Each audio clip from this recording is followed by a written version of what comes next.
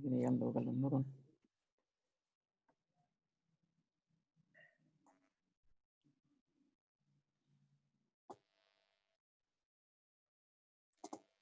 Okay, guys. Welcome everyone to this weekly seminar at the Industrial Engineering Department at the University of Chile. Today we have Federico Huneeus from Yale and Central Bank of Chile. He's going to talk about earning inequality in production networks. You have 1 hour, Federico, including questions. Okay, thanks everyone for attending this presentation, and thanks for the invitation for having me. So I'm going to talk today about earnings inequality in production networks, and this is a joint project with Corey Croft, Kevin Lim, and David Price for Toronto. And since my affiliation to the bank, the usual disclaimer applies. The views and the opinion expressed today are not going to necessarily reflect those of the Central Bank of Chile. So the motivation for this project is that firm-to-firm trade exhibits substantial heterogeneity in buyer-seller matching between firms. That is, there's a lot of heterogeneity in terms of how many buyers firms have, how many customers, and how many suppliers they have, but also conditional on the number of suppliers and buyers. They have a lot of heterogeneity in terms of the characteristics of those linkages. And this has been shown to be an important pattern for understanding firm behavior, but yet we know little of its relevance for workers. So for example, firm-to-firm trade can affect employment and worker pay by shifting firms' demand and input costs. So for example, the adoption of intermediate inputs could complement workers, therefore boosting employment. And then on the other hand, new intermediate customers can boost scale and also employment. And then whether those employment changes influence pay depends in part on firms' monopsony power on workers. So we think that these interactions between sort of the worker side and this firm-to-firm, this production network side, are particularly relevant in the context of increasing fragmentation of production within and across countries. Specifically, in particular within countries, we think this is important these days, especially sort of in the context of trade, the return to trade protectionism seen elsewhere in the world. Domestic markets are these days becoming kind of more important. And then on the other hand, there's increasing relevance of the evidence of firms' monopsony power on workers. And we know relatively little on this. In particular, we know little about how these two forces interact with each other. So the goal of the project is going to be to study how do production networks' heterogeneity shape earnings inequality. So study inequality or heterogeneity on the production side and how that affects inequality on the labor market side. And there are two challenges in facing these type of questions. The first is data limitations, that you need to have rich data on both dimensions at the same time. And second, the quantitative framework, because potentially if you want to do something that is amenable to take to the data, you need to be sufficiently rich on both margins at the same time, and that's challenging. So this paper is going to proceed. Yeah. Federico, when you talk about this heterogeneity, is within industry or between industry? So for now, everything is unrestricted, so both within industry and between industry. Today, I'm not going to talk much about industry heterogeneity, so you should think everything I'm going to say is going to be within industry across firms. Okay, great. There's nothing really specific in the theory or in the data that forces you to think of this for a particular industry or not. We're going to think of this as unrestricted.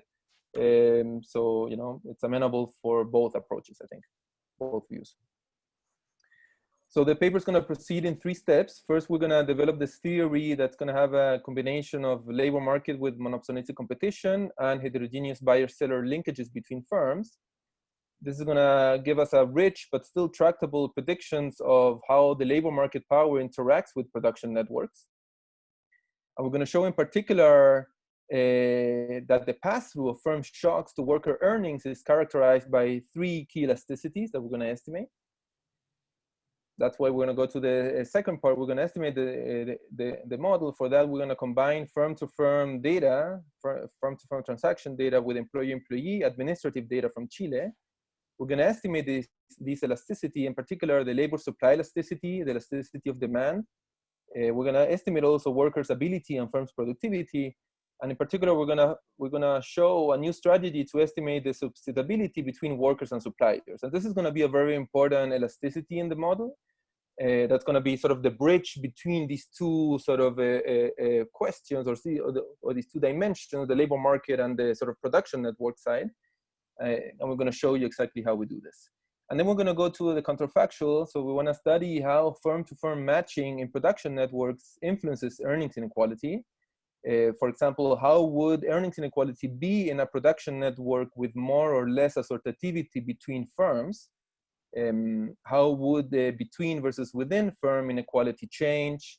And I'm just going to give you one headline. We find that if you shut down the heterogeneity in buyer-seller matching, earnings variance would go down by around 40%, and that would represent around half of between firm variance. So we don't want you to take these numbers sort of very definitive. We're sort of still work in progress. So this is not very, the final numbers that we're gonna put forward, but this is just to give you an idea of what type of exercise we're thinking about. But that would be associated also with a loss of productivity, no? If you homogenized buyer-seller matching, you'd have a huge loss of productivity. So perhaps you'd have less earnings variance, but probably the system would be much less productive. Well, so I'm going to go into the details later with this, but when we are shocking this matching, we're really shocking a primitive of the firm. So we're sort of changing, a particular important primitive, which is sort of how firms match with each other. So it's definitely, this is going to have effects on sort of the mean and sort of average wage for sure. But whether it improves or not, that it's going to depend on the other ingredients of the model. So it's not sort of mechanic at all, but it's definitely going to have an effect on the mean. We're not going to focus so much on that today, but that's certainly something that's happening in the background. Right, but okay, so yeah, sorry. But essentially, you can reduce wage dispersion, but doesn't have anything to do with welfare, right? No. Yeah, I'm not going to talk about so much about welfare or normative issues today. That's certainly something interesting, and it's part of the agenda that we have in mind. But we're not going to say anything about sort of normative issues here. It's just positive issues with respect to the setup that I'm going to present. So, okay, sorry. So in terms of the, yeah. Just to clarify, why welfare is normative? No, we don't want to, it's not necessarily. I mean, we just want to say that we don't want to get in the sort of, there's some discussion, we can talk about this later throughout the presentation, but there's some discussion about the definition of rents in this context. So some of these things are going to have some big effects on welfare that we don't want to highlight now. But yeah, I mean, that's going to be definitely some of the things that we could look at.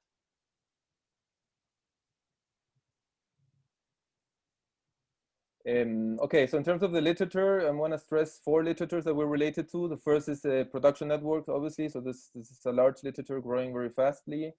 We're going to focus today on a recent paper by Bernard. Actually, there's a 2020 version that's forthcoming in JPE that sort of developed a bit more sort of the quantitative dimension of how production network models can be taken to the data and how important they are for account for size heterogeneity between firms.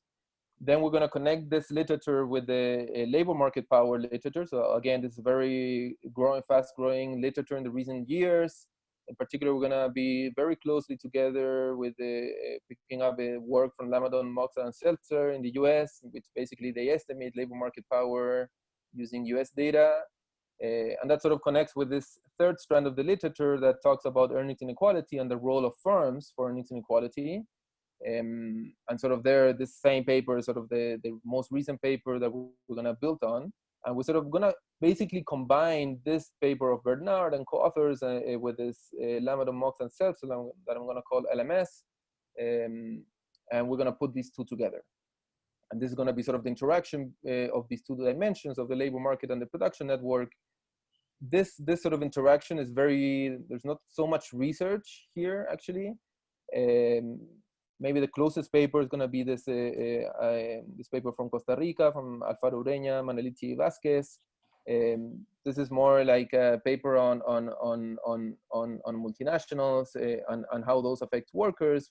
Today, we're going to take a bit more like a structural approach of thinking about how changing the production networks affects workers. Their work is a bit more reduced form. Okay, so given that, let me tell you what I'm going to do today. So I'm going to talk a bit about the data to give you a sense of what we can and what we cannot do. Second, I'm going to show you the theory.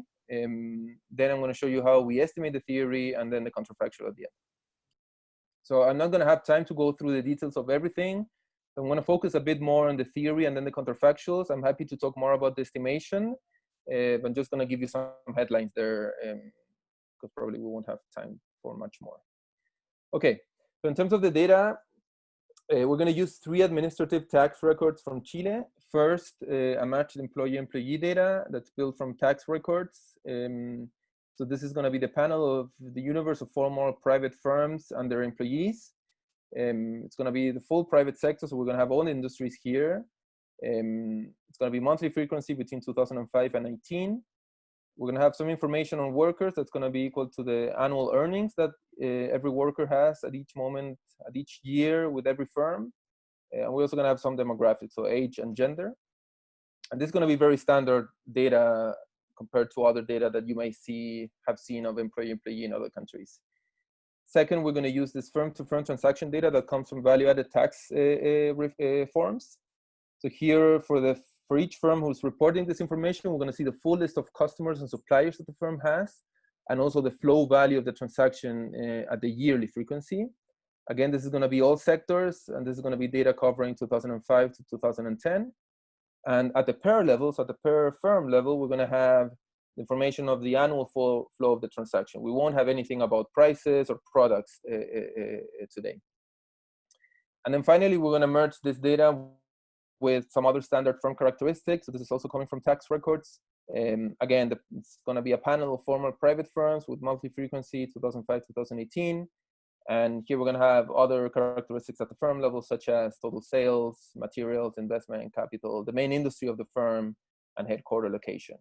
And actually, in many of the moments that most of the moments, unless I tell you otherwise, all the variation we're going to look at is going to be within industry location pair. So we're going to shut down all heterogeneity that has to do sort of between industry, that we think the model is not going to be very sort of amenable for that. And we're going to focus on heterogeneity within industry. Again, there's nothing really specific about the model that sort of prevents us for doing more. It's just something that we're sort of focusing on for now. Okay, so given that, let me go to the theory. So this is going to be a theory of imperfect labor markets in a production network. The theory, as I said, is going to have 2 building blocks. On one hand, it's going to be a monopolistic competition in labor markets. So this is going to be drawing from this paper LMS, but that's going to sort of following an older tradition in labor. So the monopolistic part is going to come from the fact that workers have preferences over the workplace. This is going to imply that the workplace is going to be differentiated. And therefore, firms are going to obtain market power. That's going to imply a markdown on the competitive wage. And this is going to imply, in turn, that the labor supply curve is going to be upward sloping. And therefore, the marginal cost is going to be increasing with size. And this is going to be very important because this is going to imply that all the characteristics that influence size is going to be very important for marginal cost and wages and employment and so on. And here in particular, we're going to sort of focus and stress the relevance of the demand shifter, the intermediate demand shifter, and the intermediate input cost shifter. So all these things are going to be there, and these 2 ingredients are going to in particular affect the size of the firm. And this is where sort of the production network is going to come in. Again, we're going to build from this paper of Bernard and co-authors. So for firms in this model are going to have to create links with other firms in order to get materials to produce, and also it's going to be a source of revenues. So it's not a bipartite network in the sense that a firm can be both a seller and a buyer at the same time. And this production network part of the model is going to provide a micro foundation for the demand shifter and for the intermediate input cost shifter. So we're going to sort of microfound these 2 components, and that in turn is going to affect the size of the firm.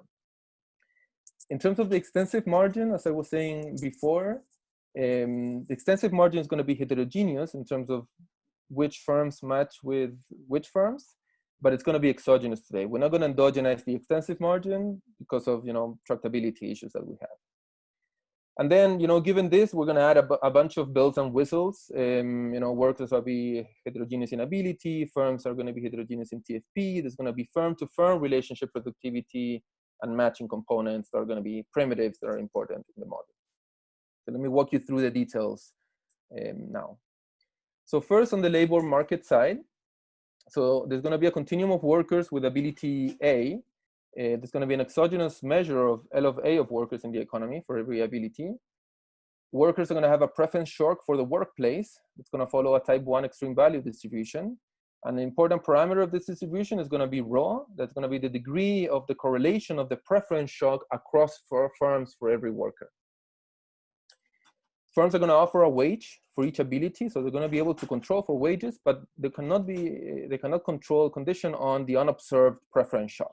So that's something that's private information for the worker.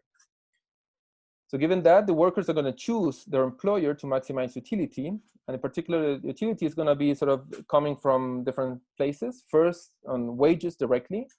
Second, there's going to be amenities that firms are going to offer for each, firm I is going to offer for each worker of ability A.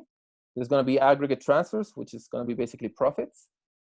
And then the taste shock, the preference shock that the worker has for the workplace. So the worker with ability A is going to draw utility from a firm I at time t through these 4 different sources.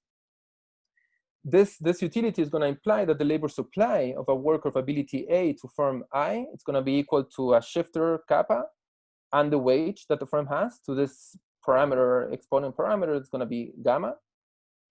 So this is going to imply that the marginal cost is going to be increasing with size. If a firm wants to attract more workers of a certain ability, they're going to need to raise wages, and therefore the cost is going to increase for this firm. This labor supply elasticity gamma is going to be equal to beta over rho. So beta is going to be basically the inverse of the dispersion of this taste shock, and this rho is what I just told you here. So this gamma is going to be larger if the shock is less dispersed. So if beta is larger, and it's going to be larger if the shocks are more correlated. So if rho is smaller. So this is sort of intuitive, no? If there's no variance in the dispersion of the shock across firms, then we're back to perfect competition. This omega is going to be infinite. We're not going to focus on the distinction between beta and rho because there's nothing we can say about that in the data. So we're just going to talk hereafter in terms of gamma. And then there's this labor supply shifter that's going to be a combination of the amenity components, the aggregate supply of ability in the economy, and this I function that is a sort of a measure of competition for ability A. So it's basically sort of an aggregate of both the amenity component and the wage component across firms for every ability A. So I'm going to tell you a bit later why this piece is important. So you can already see here that there's like sort of 2 dimensions of differentiation. There's like a vertical heterogeneity in terms of like for given ability, there's heterogeneity in terms of the type of firms, in terms of the amenities that they offer. So think of Google offering more fancy amenity for the CEOs. And then there's also sort of heterogeneity conditional on that. There's sort of heterogeneity in terms of specific to the worker. That's going to be idiosyncratic, and the firm cannot condition wage offers on that. In terms of the production, the production is going to be a combination of workers and materials. Firms are going to be heterogeneous in their TFP, in the relationship. Hey, yeah. In the previous slide, so do firms substitute across abilities, or everything is given an ability? No, they substitute across abilities. Yeah. So one way, so when you say this marginal cost is increasing with size for a given ability, right? But I could okay. Mm-hmm. Yeah. All these statements about the labor supply are at the ability firm level. Correct. So, but I could, instead of having more unskilled workers, I can switch from a lot of unskilled workers for a few engineers, right? Yeah. definitely. But the gamma is going to be the same across abilities. Yeah. This is something we've been thinking about. There's some challenges in doing this sort of in a structural, consistent way to make this heterogeneous across firm types, worker types. But that's certainly something that we're interested in, and definitely relevant. Some of the estimates, though, that we have sort of preliminary that look at heterogeneity of this across workers don't seem to sort of show so much heterogeneity, but this is very preliminary. Okay, firms are going to be also heterogeneous in the set of suppliers and customers that they have. So this is sort of the extensive margin. The set of connections that they have are going to be heterogeneous. And then there's going to be also worker firm productivity component. So let me sort of walk you through these ingredients and how they interact with each other. So gross output of the firm is going to have this TFP component and then an aggregator of labor and materials. And this sort of aggregator, this F function, is going to have standard properties such as homogeneity of degree 1. This phi ITA is going to be the mapping of worker ability A to the productivity that worker has in firm I. Okay, so this is going to allow for worker firm complementarities. Okay, so a given worker with a certain ability can have a different effect in different firms depending on this function. And then sort of given all the workers and the materials that the firm has, the firm is going to produce this intermediate input through a CES aggregator with elasticity of substitution sigma. MIJT is going to be the sort of the quantity of the goods that the firm I is buying from firm J. This psi IJT is going to be like the relationship productivity component. You can think of it as a productivity augmenting, relationship productivity augmenting component. And then you can see here that the set of J's that the firm is going to buy from is going to be also heterogeneous across firms. Then the final demand is going to be sort of standard. Workers are going to get utility also from consumption. There's a CS over firm varieties in final demand with elasticity substitution sigma. And then there's aggregate income that's going to be a combination of total labor income and also aggregate profits. And so the market structure, yeah. Just a second. So the firms choose the G function, but I don't see where it is, the production of the amenities, no, somewhere. They're going to be producing. And that's a choice variable, but yeah, okay, it will appear later, I guess. Okay. Yeah, let me talk about this in a minute. Yeah. Okay, and then in terms of market structure, there's going to be monopolistic competition in output markets, both final and intermediate. There's monopolistic competition, as I said, in the labor market. So firms are going to face this upward sloping labor supply curve. I should have said that there's no like strategic interactions going on here. The firms are going to take this sort of, if you remember this competition index, I is going to be kind of given for the firm. So the firm is not going to take into account its decision on that aggregate object. So there's not going to be any strategic interaction there. Like there's not like an oligopolistic structure there. That's going to simplify things a bit. So yeah, this is what I just said. There's going to be atomistic in both output and labor market. And then there's going to be standard market clearing conditions on both markets. So let me say a couple of things about wage determination and the role of production networks. So there's going to be this first order condition of labor such that the wage that a firm I gives to a worker of ability A is going to be equal to a markdown. That's going to be totally defined by this gamma, the labor supply elasticity, and the marginal revenue product of labor. And the marginal revenue product of labor is going to be a combination of two things. One is going to be this function that I told you, which is totally exogenous for us. It's going to be a mapping between ability and productivity of a worker in a particular firm. And then there's going to be this firm level wage that we're going to call. This is something that doesn't vary at the ability level. It's just at the I level. And this is going to be a function of this D, the C, and the TFP. So let me walk you through what these things are. DIT is going to be a network demand shifter. So this network demand shifter is going to be a combination of the final demand shifter of the household, and then the intermediate demand shifter of all the customers that firms have. So, you know, the firm is going to get this demand shifter that's also going to be a function of D, C, and T. Sort of, you can see already the network structure of this, and it's going to be sort of scaled by this relationship productivity that I was mentioning before.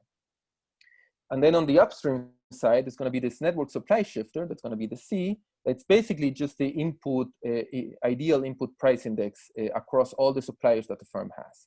So, you know, the firm is going to aggregate the inputs that they buy from different suppliers. That's going to sort of be this inverse cost function. That's going to be in turn a function of DIT, CIT, and TIT. And this is going to be sort of aggregated across suppliers with this relationship productivity component. There's a typo here. This should be J, not I. So these are going to be sort of the input costs of a particular firm that's going to buy supplies from those suppliers. And there you can, I mean, you can sort of see the recursive structure of this, right? There's this production network. The production network is going to influence this demand shifter and this cost shifter. This in turn is going to influence the size of the firm. Given the sort of upward sloping labor supply curve, it's going to influence the firm level wage, this WAT, and this in turn is going to influence the wage that the worker is going to get. This is sort of the line of sort of causality that we're gonna look at. And then there's a first order condition for materials, as you may already sort of infer. This input cost is going to be independent of worker ability, and this is going to imply that the materials that a particular worker of ability A uses in a firm I is going to be proportional to the productivity of that worker in the firm. So in terms of the amenities, I wanted to go back with this before going to the comparative statics.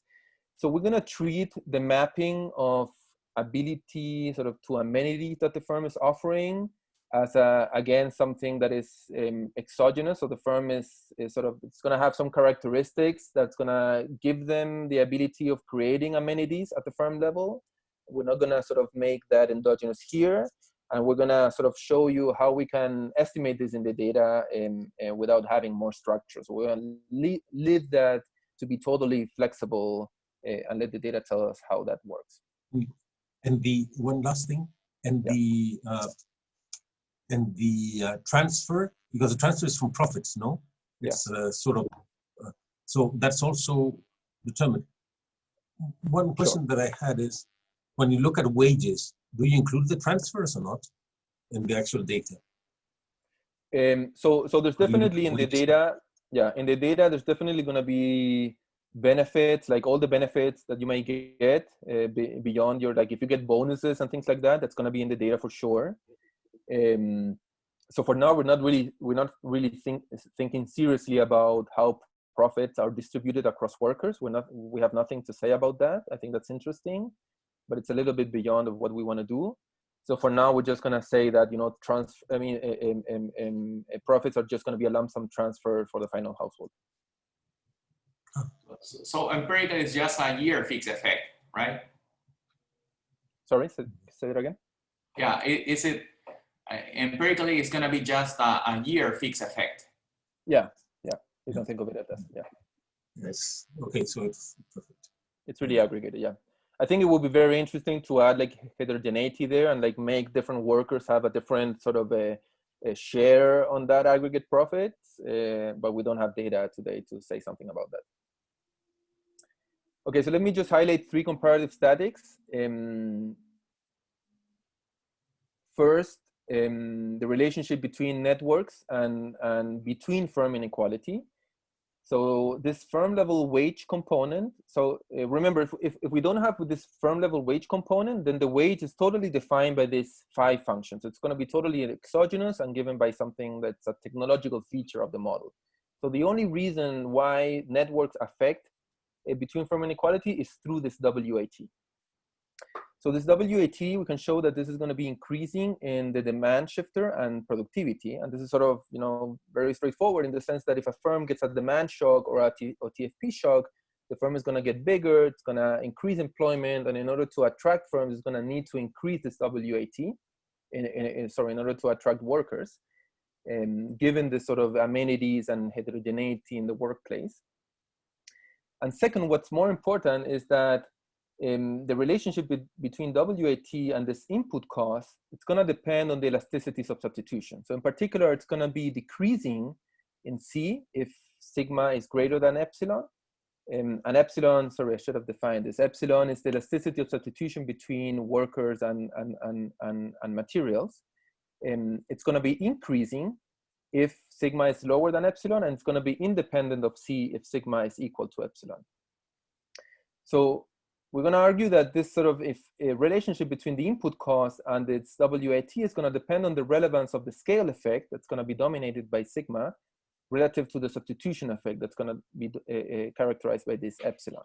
So the scale effect is kind of straightforward in the sense and sort of follows similar intuition as here, in the sense that, you know, if a firm gets bigger for some reason, say in this case, the input cost goes down, so it's cheaper for the firm to produce, the firm is going to get bigger. The extent to which the firm can get advantage of that is going to be determined by how substitutable the output of that firm is. So if that output is very substitutable, then the firm is going to sort of gain a lot by sort of reducing prices and increasing the size. It's going to absorb and steal business from other firms. But if, you know, sigma is smaller, then it's going to be harder for the firm to do that. And then if workers are, you know, complements with material, so this epsilon is really small, so we will be here in this case, then if C goes down, firms are going to buy more materials because it's cheaper, but then because of this complementarity, they want to hire more workers. And in order to hire more workers, they need to increase the wage. And therefore, that's why you get this decreasing relationship between CIT and WIT. If workers are very substitutable with materials, then this epsilon is going to be very large. And imagine it's sufficiently large, it's going to be larger than sigma, then the sort of scale effect is going to be counteracted. I mean, it's going to be smaller than the substitution effect up to the case in which C is going to be increasing, sorry, WAT is going to be increasing with C. And in the sort of night case in which sigma is equal to epsilon, sort of the substitution and the scale effect are going to cancel each other so that this firm level wage is going to be independent from CIT. So obviously, at the end of the day, it's a quantitative question of which elasticity is larger, and this is part of the work that we're going to focus on. Sorry, Federico. Yeah. As far as I understand, so far we have taken the network as an issue that is going to affect the input cost, right? Mm-hmm. And the demand from on the demand side, yeah. But we haven't said anything about the characteristic of that network in particular. I mean, I'm thinking on how are you going to measure? I'm sure you're going to talk about it later on, but how the structure of that network is going to affect these input prices. Because at the end of the day, I guess what we want to learn is what type of network structures are better if you want to reduce inequality and which not, right? Yeah. So definitely that's something important. And when I talk about the estimation and the counterfactual, I'm going to go more into the details of that. For now, you should think that all the sort of decisions about the network are going to be on the intensive margin, sort of conditional on the set. So the set is going to be exogenous. But exactly the spirit of the exercises that we want to do is that we want to shock this network. We want to put a different structure and see what happens with wages. And that's exactly what we're going to do later on. The second comparative statics that I think is going to be informative about how the model works is going to be the pass-through of TFP shocks to earnings. So for first order changes, we can show that it's sufficient to know three elasticities. So the labor supply elasticity gamma, the demand substitution and elasticity sigma, and the labor material substitution epsilon. So if you know these three elasticities, if you know three observables that are the demand, supply, input, output matrices, and the labor share of costs, if you know these two things, then we can characterize entirely the effect of TFP shocks on earnings. And in particular, for example, in the case in which there's no propagation of upstream shocks, so the C doesn't propagate to wages because sigma is equal to epsilon, then you can show that the changes in the sort of firm level wage is going to be equal to this sort of composite parameter, this this sort of IJ component of the Leontief inverse matrix of the production network between firms, and this shock. So a shock to a firm, any firm J, to TFP of any firm J, is going to propagate to the firm level wage of another firm I, according to how those two firms are connected in the network. And for those who are not sort of related to some of the sort of objects in this literature, this Leontief inverse matrix is gonna sort of take into account all the indirect relationships that a particular firm has with another firm through the full production network. So it's gonna sort of give you a measure of the relationship between these two firms in the network. And sort of here, going back to what I said before, if we go to a setup of perfect competition, so gamma is infinite, then this sort of shutdowns to zero, and then there's no pass-through of these shocks to firm level wages. And also this sort of is increasing in sigma, which is sort of consistent with this intuition I gave you before. If firms are able to sort of steal business more easily with respect to other firms, then a particular shock is going to affect more wages than otherwise. And then there's some effect of shocks that could have sort of effect on the within firm worker composition. Honestly, I'm not going to talk about this now because sort of time constraints. There's a standard definition of the equilibrium. There's a solution algorithm. It's actually not so straightforward because since you have this sort of upward sloping marginal cost, so upward sloping labor supply curve, it's going to apply this marginal cost is increasing in size. So it makes it a little bit more difficult to solve, but there's an algorithm. I'm not going to go into the details of this, but just want to say that this is tractable enough to sort of have a large scale implementation of this. Okay, so let me say something about the estimation.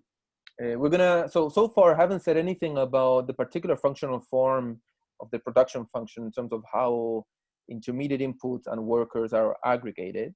So I'm gonna have to add some identification assumptions in order to take this model to the data.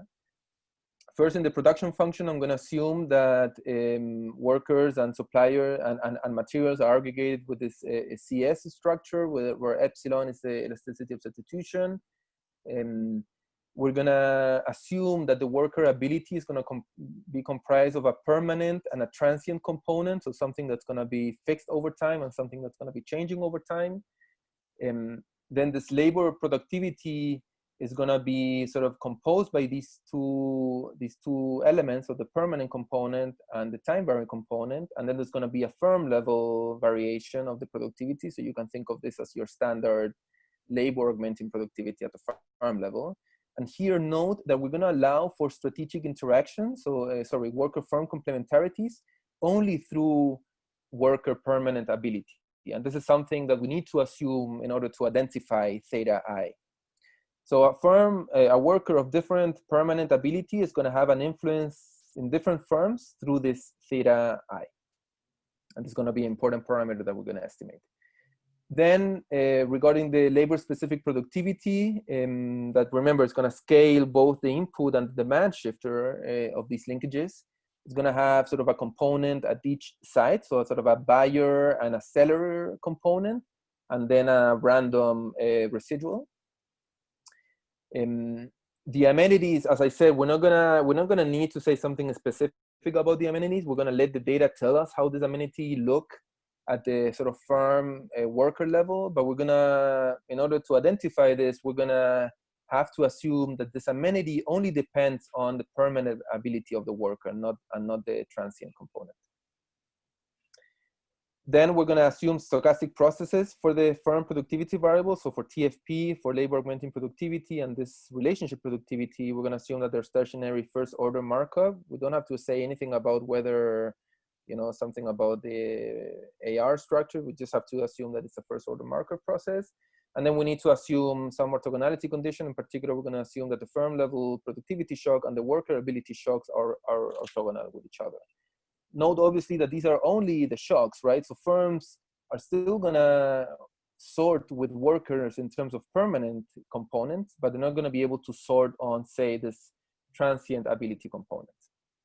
And here, again, we're not gonna innovate here. We're sort of building up and sort of taking these assumptions from the LMS paper that sort of builds from BLM, AKM, and all the traditions of decomposing wages into firm and worker components. Okay. Federico? Yeah. So can you consider aggregated shocks? No, we cannot consider aggregate shocks in this environment yet. Let's say COVID is going to be everybody's number and all firms are less productive. Yeah. More or Aggregate less. shocks is a bit hard to add here. We can do things about like heterogeneous shocks, but aggregate shocks is a bit harder. So we're not going to say much about that today. In terms of estimation strategy, sort of the production network, this gamma C and gamma S sets are going to be observed directly from the VAT data. I'm going to tell you in a second how we do this. The demand elasticity sigma, we're going to estimate it from revenues to profit ratio. So nothing really fancy here. We don't have price data to estimate this very well. The productivity distribution actually, this is just going to be sort of inverting the model, right? So we're going to decompose the firm-to-firm transaction into a buyer and seller effect. This is going to be sort of built from this Bernard paper. Given those buyer and seller effects, we're going to use those to estimate and recover this input cost function. Given this input cost function, we will be able to measure these psi relationships, and then we're going to be able to back out TFP. The worker ability A and worker firm complementarity theta, we're going to estimate it is following the worker firm decomposition of wages from BLM. So that sort of is the same methods used in the LMS paper. You can think of it as a sort of new generation of the AKM decomposition. The labor supply elasticity gamma, we're going to estimate it from pass-through of wage bill shocks on worker wages. Again, this is going to be built on from LMS. And the amenities GIA is going to be a residual of the relationship between employment share and wages. So you can think of this amenities as your standard sort of demand shifter in IO, right? So whatever the model cannot explain in terms of employment shares with wages, the residual of that is going to be captured by these amenities. So we're going to back out that using the structure of the model. And then let me focus on the, as I said before, let me focus on the labor material substitution elasticity epsilon, and therefore the labor productivity that we back out from that. For that, we're going to use structural relationships implied by the model. So let me give you one slide on this. So the general, I'm sorry, and the only reason why I do this is because I think here we're innovating a little bit. All the other things that I mentioned are kind of taken off the shelf. So the general regressions that you may have in mind when you estimate these elasticities is going to be basically regressing the ratio of expenditures in material to expenditures in labor at the firm level on a measure of like relative prices, right? And then the coefficient on that is going to be informative about the elasticity of substitution between labor and materials. Obviously, in general, you cannot do this kind of with an OLS because, you know, this residual is not randomly allocated. So in our framework, you can actually show that this sort of relationship implies this, which is basically you can regress this ratio of expenditures, which is observed by the data, on this WIT-CIT ratio, and the residual is going to be the labor augmenting productivity. So once, you know, the strategy then is going to be, you know, you need to estimate this WIT. To estimate this WIT, we use this BLM wage model decomposition that's going to give you a firm fixed effect. And with the firm fixed effect and using the structure of the model, you can build this WIT as a combination of that firm effect and the wages of the firm. And then the CAT, as I mentioned before, you know, you can estimate it from buyer-seller fixed effect regressions of this firm-to-firm transaction model that's going to be able to allow you to build the CAT kind of following the Bernard paper. So really, this is the place in which these two literatures are coming together. We need the LMS BLM structure to estimate this WIT. We cannot use the average wage. Using the average wage here would be wrong. It would give you like another problem in the residual. And then we use the Bernard paper in order to estimate this input cost, CIT. If we had prices on intermediate inputs, using the average price here would be wrong. You need to, I mean, the model consistent object that we need to use here is this ideal price index. But, you know, even if you do this, there's still a problem, right? That this omega is obviously endogenous and it's correlated with CIT and WIT, right? Given the structure of the model. So on top of that, we need to run sort of your standard IO production function estimation strategy in order to estimate this epsilon. And here we're going to build from a Dorodzielski and Yoma-Idreu, that should be a J, not an S, that estimate these type of elasticities in a setup with heterogeneous workers and sort of labor augmenting productivities. But we're not going to sort of innovate in that part. We're sort of taking this control function approach from this literature in order to estimate it, given WAT and CAT. But the novel part, I think, that's interesting is that you really need price data to do this. What you need is firm-to-firm transactions that has variation over time, and you need the employee-employee data. So if you give me those two sets of data, I can show you a strategy of how to estimate this epsilon using the structure of the model that we have. Okay, so before we go to the counterfactuals, let me give you some numbers. So we get that the gamma is equal to 6.7. This implies a markdown of around 13%. So firms are charging a wage 13% below the marginal revenue product of labor. The elasticity of substitution between labor and materials is 0.7. So workers are complements with materials. The elasticity of substitution in demand is 2.5. So this is a bit lower, but sort of in the range of estimates in the literature. And let me say not more than that. We have some, so there's some targeted moments and some untargeted moments. Let me not say much about this given time.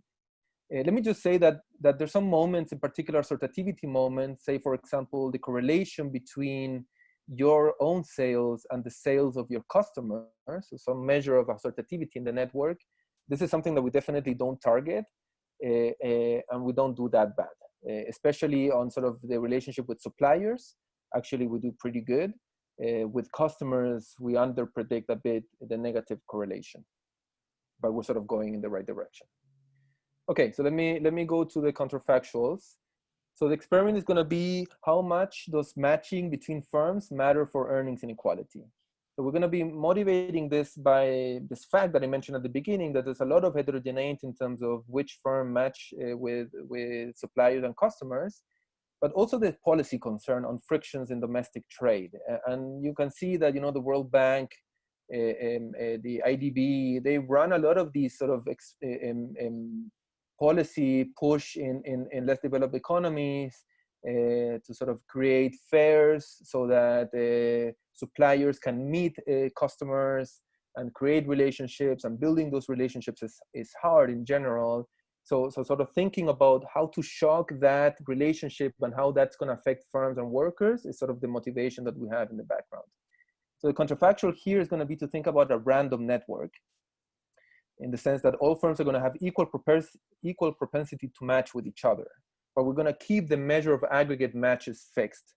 So here on the left-hand side, you can see the empirical network. So this is actually the matching function between buyers and sellers, TFP in this case, that we back out from the data. So you can see that there's positive assortative matching, in the sense that if you are more productive as a seller, it's more likely that you're going to match with a more productive buyer.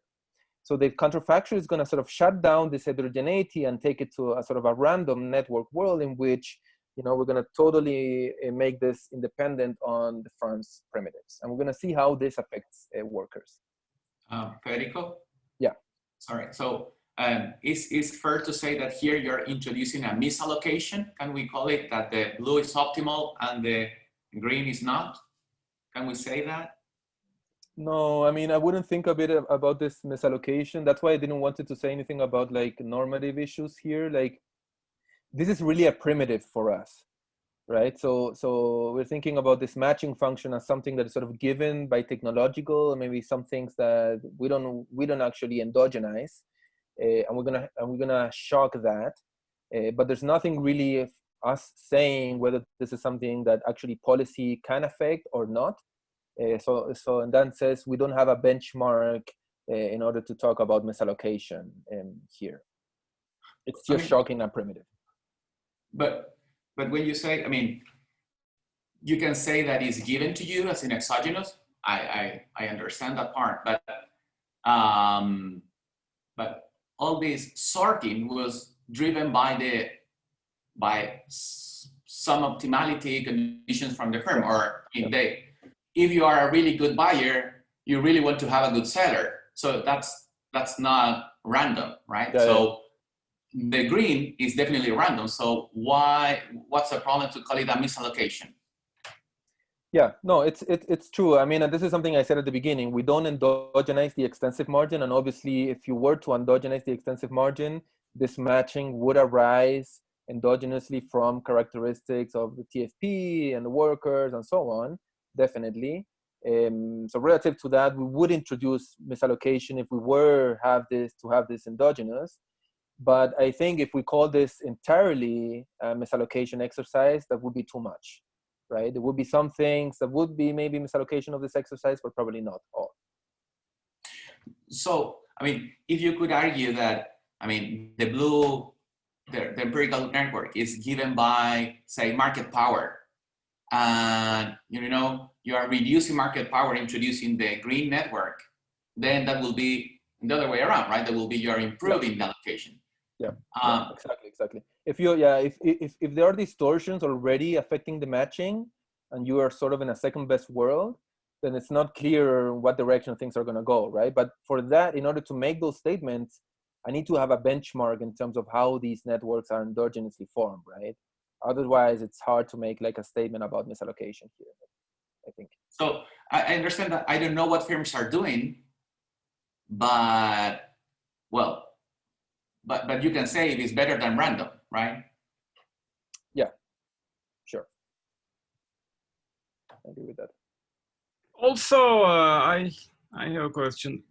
If you go to the previous slide, I mean, here the change from an empirical network to a random network is only in terms of the matching. In the empirical network, for example, different types of firms would have different number of connections as well. So, firms might be more central or less central, depending on different parameters. But when you go to a random network, when you the probability of matching properties about the network, you don't only change the probability of the matching, also make sure that all the firms have more or less the same number of connections and the same centrality. So the change is quite drastic from empirical network to random network, I would say. Yeah, definitely. No, it's definitely a big counterfactual. We don't want to say that this is a small thing. There's definitely a lot. This is going to change neutrality. It's going to change the number of links that firms have, definitely. But that's part of the analysis that we want to sort of take into account. And actually, I'm going to show you, if I have some time, I'm going to show you some other like related counterfactors that we have thought about connected to your points. But let me give you sort of the headlines here. So you can see here that this is the distribution of the earnings, the earnings distribution across workers. So you can see that the distribution shrinks. And this is the distribution of the firm wage component. So it's WAT, and it shrinks by around 70%. So we have sort of several moments here. No matter how you look at the data, there's reduction in inequality in different dimensions, but the biggest decrease happens at the top. So, the 90-50 percentile, the 90-50 rate ratio falls more than the 50-10. And then what's also important is that the between firm component of wage inequality reduces massively, right? And let me give you the intuition about that. So what happens in this counterfactual is that now firms that were less productive can reach better suppliers, right? And also reach better customers. And the firms that are more productive are going to get relatively worse suppliers and relatively worse customers. So this is going to reduce the dispersion in the CIT and the DIT, right, between firms, and quite drastically, because the experiment is large, right? So this reduction is going to be passed through to wages, to lower between firm inequality, following sort of the comparative statics I mentioned before. And for that, the labor supply curve is crucial. So that's going to sort of be a very important parameter that's going to dominate how this reduction in dispersion are passed through to wages. And in particular, it's going to be also important is sigma versus epsilon. So if you remember the numbers I gave you before, we estimate that sigma is equal to, it's greater than epsilon, and therefore the scale effect that I was mentioning is going to be reinforced by the substitution effects. Both are going to go in the same direction, so that, you know, whatever effect the labor supply curve is going to have in this propagation, it's going to be sort of reinforced by this fact that the scale and substitution effect go in the same direction. And this is going to imply that the reduction in overall wage inequality is going to be in the order of 40%. It's quite large effect, right? Because we still have a lot of heterogeneity in the model that's kept. So firms are still heterogeneous in TFP, they're heterogeneous in worker ability, there's sorting, there's heterogeneity in relationship productivity, and so on. We're just shutting down the matching, but that's enough to shut down earnings inequality in around 40%.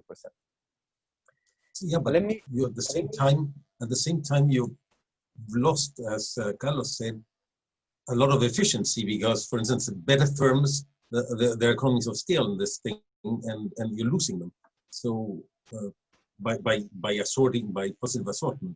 So I mean, there's some, in terms of aggregates, I would say my concern is actually that you can see here that actually the mean wage actually goes up, because on one hand you're losing for big firms, but small firms are gaining a lot, to an extent that sort of in the aggregate the average wage actually goes up. So obviously we haven't said anything about who pays for this shock, right? There's nothing, like, in that sense, there's nothing normative, right? We're not saying anything about who pays for the shock. If I were to do the shock and put the burden on the final household, then obviously, you know, this would sort of maybe go in different directions, right? Right, because so in some sense, this is like a free shock, obviously, right? Right, because you're losing, for instance, the profits that Yeah. are not incorporating this thing. The bigger firms will have higher profits because of the positive assortment, etc. Yeah. So here the point is, there's a lot of heterogeneity in wages between firms, and we want to sort of account how much is that driven by heterogeneity in the production network. That's the exercise. We don't want to say more than that for now. Let me just finish with one table that I think is going to be informative, that I like a lot. Oh, we did this sort of, you can do this randomization of linkages on the customer side or the buyer side. It actually turns out that the effects are larger on the supplier side. If you randomize suppliers, that's going to have a bigger effect on the variance on earnings inequality than if you randomize customers. Just wanted to give you that number. But let me just finish with this. So this is your structural decomposition of earnings. So this is the standard thing, right? So this is in the baseline estimated model. You can decompose earnings in 5 things. So first, in the worker effect, the firm effect, the sorting between workers and firms, the interaction component between workers and firms, and a residual, right? So this is very close to the data, actually. This in black, these 5 elements are going to be very close to the data, because this is sort of estimated from the data. And we can sort of further decompose the firm effect into the different sources of heterogeneity we have in the model, and also the sorting component. So for example, you can see that amenities is actually very important to understand the firm effect, and also very important to understand the sorting between firms and workers. But if you go to a world in which you don't have intermediate, so you go basically back to LMS, so this paper without production networks, then what would happen is that you would overestimate the role of productivity of the firm in accounting for earnings inequality. So, you know, productivity of the firm would be more important in accounting for the firm effect, and would be also more important in accounting for the sorting component. So it would go like from roughly 1.2% to more than, you know, 13%, 14% of total earnings dispersion. And this is sort of an important point that we want to highlight, that, you know, once you introduce the network demand and the network cost, you know, the estimate of how much productivity of the firm matters for earnings inequality actually changes a lot. And here you can see our experiment of random network. You can see that, you know, the firm effect kind of reduces massively from 11% to 6% once you shut down the heterogeneity in the random effect. That's going to shut down the heterogeneity in the network demand and the network cost. Okay, so let me stop there to not take you more time. Sorry for taking the extra minute. Let me just finish by saying one thing. We want to sort of, with this paper, we want to highlight the relevance of matching between firms in intermediate input markets for earnings inequality. obviously there's still much more work to do here. In particular, some of the issues that you guys raised that have to do with how to think about the matching between the firms and think about my normative issues of, you know, whether this matching is going to be good or bad in terms of welfare and efficiency and so on. I think there's tons of things to think there. And in particular, we're thinking about this framework as being useful to think also about sort of the effect of robot adoptions, for example. Like robots, you can think of it as another intermediate input. You can see how that interact with workers and how that affect wages. We're also actually running these days a counterfactual of minimum wage, which I think is also very interesting in this context, because the effect of the minimum wage of a firm is not only going to depend on its direct effect, but also the effect on suppliers and customers. And we think that there's spillovers of the minimum wage that could be interesting going forward. But let me finish here. Sorry for the extra 2 minutes. Oh, thank you very much, Federico. Very interesting paper. I don't know if anyone else have additional questions. Otherwise, I think we finish here.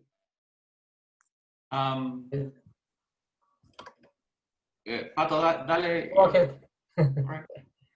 No, I was thinking if you can use this framework to study the role of trade credit, because you highlight a lot the heterogeneity of suppliers, but some suppliers, they are able to give you some trade credit.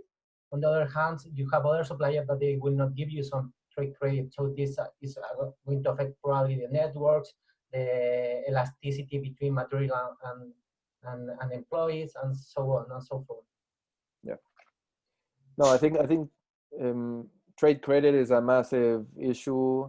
I think it's hard to put trade credit here if we want to be structural with it, because you need to think about sort of the financial constraint that these firms are facing. I think definitely interesting, but a hard problem to add here. Okay. Carlos. Yeah, I was asked about this gamma.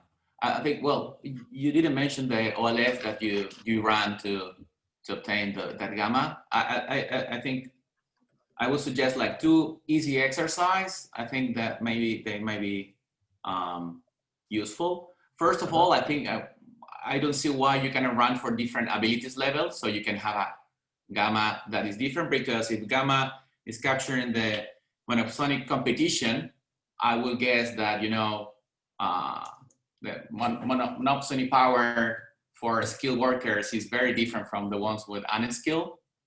I think it's easy to do it, and probably if they are the same, you are in the right path. Otherwise, I don't see, maybe I'm not, let me know if there is something complicated with having different gamma for different ability level.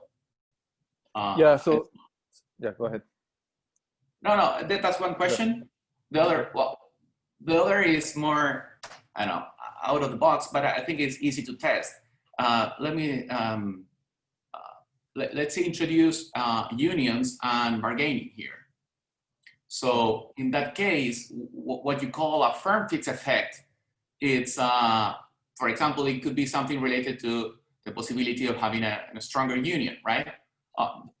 That will be firm fixed effect, amenities, right? So, because one suggestion is like, what happens if you make unions stronger, right? That will be another way to reduce wage dispersion, etc.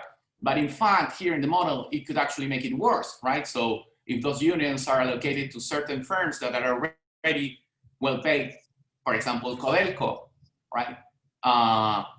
It's not clear to me that, you know, making unions stronger is going to reduce wage inequality. So I think that might be an interesting counterfactual exercise. And to do that, my suggestion is that, you know, in this OLS that you estimate gamma, maybe you can allow for asymmetric response. So on a stronger union, right, instead of doing all the structural model of bargaining, I will go whether if positive shocks are passed through and the negative shocks are not, you could argue, okay, that's a sort of firm with stronger union, right? Or that sort of exercise that you can exploit asymmetric response to shocks, because so far it's very symmetric, right? Positive shocks or negative shocks are equally passed through to wages. So that feature could shed light on if there are unions, if there is bargaining. There is a huge literature in worker unions in the 90s, probably it's that topic these days, but they got very strong results that wages are more defined by bargaining rather than productivity. So any thoughts on that? That will be awesome to hear. Okay, that's a lot of ambitious thing and interesting, definitely. So first regarding the gamma, so there's no problem in estimating heterogeneous gamma. That's definitely not a problem. And as I was saying at the beginning, we actually tried that a bit.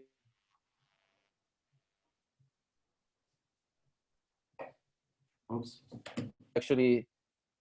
We actually thought that we were going to get a lot of heterogeneity, and the things we've done so far actually haven't showed us that it's a big deal. So it's not an issue for estimating, it's an issue for embedding that into the model that we have. So that's one thing. And second, we're not running an OLS to estimate this gamma, we're running a sort of a GMM. It's more like an IV type of strategy. We didn't say much about this, but we assume that there's measurement error in the wage bill, and that sort of implies that we need to run the OLS is biased, and we need to run this with IV, but that's sort of a short note. And then on the other sort of asymmetric part, and bargaining and unions, I mean, I think this is very interesting and but also very hard, right? I mean, even if you take your idea of asymmetric shocks, it's not very clear. You know, you could have different microfoundations for why that would affect workers heterogeneously, other than unions. You can have different adjustment costs that have to do with occupation, with ability, and it's not clear how much that you would be able to identify from unions. And then in terms of being structural and like kind of embedding a more richer bargaining setup in here, that's also challenging, I think. I think it's interesting, but it's challenging. And like in terms of, that's why I came back to this table. I would say my guess would be that, you know, this amenity kind of turns out to be very important, as I was saying. But this really amenity is like, you know, kind of a part of the ignorance that we have in the model, right? It's like a residual. So my guess is that if you were to introduce more richness in terms of bargaining and say unions, that would sort of shut down some of this heterogeneity in the amenities that seem to be very important. But again, there's an identification issue, but I think that's very interesting to work on.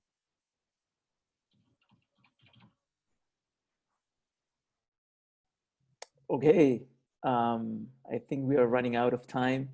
Hey, it was very productive and very interesting, Federico. We really appreciate having you here this afternoon. So thank you very much. Thanks to you. Thanks for attending and all the interesting comments. Bye bye. Gracias, Federico. Excelente paper. Nos vemos. Sí, nos vemos. Gracias. Ciao. Chao. Chao.